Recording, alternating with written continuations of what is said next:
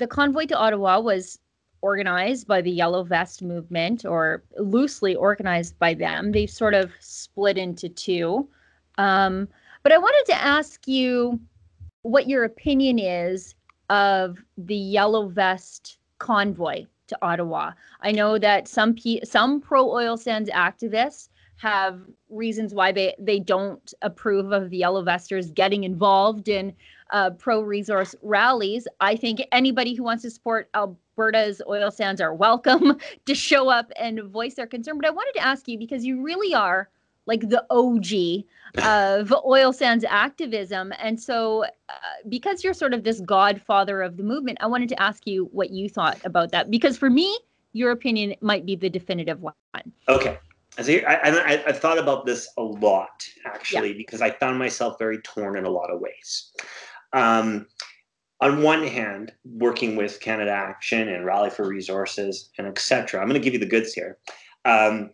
We became, and it's not like everyone had their part. Like, I would argue that my attack on Saudi Arabia 4 years ago is partially why that Justin Trudeau gets questioned often now on why are we getting oil from a country that has such a heinous human rights record. I tend to be a little bit of that. These rallies started small, et cetera, et cetera. But when we did ours, I don't agree with how we handled it. Now, we had a plan to do a convoy before they did theirs, but they launched theirs first, and theirs had a lot of success. So here's the problem. When you're sitting comfortably, like I'm comfortable. Okay, I've been doing this quite a while. I've done a lot of media. I'm seasoned at it. I know how to conduct myself. These guys don't necessarily do. So that doesn't take away the fact that a good chunk of the Yellow Vests are completely broke. They've lost everything. They've lost their jobs. Industry has disappeared from their communities. And as a good friend told me, who am I to tell them what to do when all they have left in them is to hold up a sign and say something sort of nasty and stand on the side of the road because they don't know what their future holds and all their dignity has been taken from them. Here's the but. We made major progress advocating for pipelines to the point where, we had events where you had the NDP and the Liberals, and across the country were united. For instance, Quebec, 66% of people in Quebec support the Energy East pipeline. So here comes the problem. When they post something a little bit racist or they get too much on the UN and all that, it can affect the argument of build the pipeline. So my argument has been very strict to one thing: prosperity for all. These problems become minute if everybody can work and have a good life no matter what they do. So I've tried to stay on message. It is not my place to judge or tell other people how to act or how to protest or how to be angry, and I refuse to do it. And I also refuse to paint all the Yellow Vests with this brush that they're all racist, because I don't believe that. I know quite a few of them. They might lean a little bit more right than I do, but I'm not going to explain that. But the bigger kicker is, though, they've had their own breakup internally amongst them. And Glenn is doing his own convoy, which is sort of separate from Yellow Vest now. Mm-hmm. And I like Glenn.